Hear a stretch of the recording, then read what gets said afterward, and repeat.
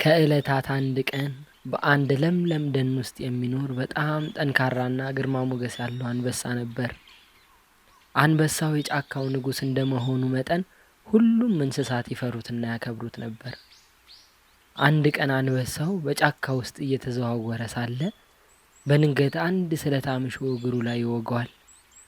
አንበሳው በጣም ከመታመሙ የተነሳ መጮህና ማልቀስ ጀመረ። ህመሙን መቋቋም ስላልቻለ በከፍተኛ ድምፅ ይጮህ ነበር።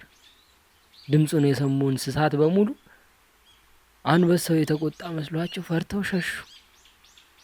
ሌሎች እንስሳት በሙሉ ርቀው ሲሸሹ አንዲት ትንሽ ሰማያዊ ወፍ ግን ወደ እርሱ ቀረበች።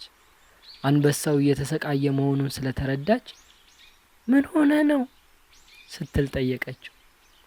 እሱም እግሬን እሾህ ወግቶኝ በጣም እያመመኝ ነው አላት። ወፏ ያለምንም ፍርሃት አንበሳው እግር ላይ ያረፈውን እሾህ በመንቅሯ በጥንቃቄ ነቅላ ወጣችለት።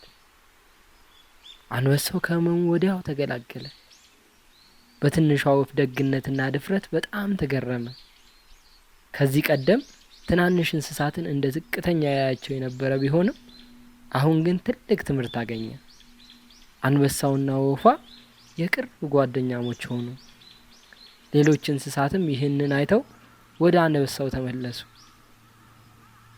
ደግነት ሁልጊዜም ዋጋ አለው። የትኛውም የደግነት ስራ ምንም ያህል ትንሽ ቢሆን ፈጽሞ አይባክንም።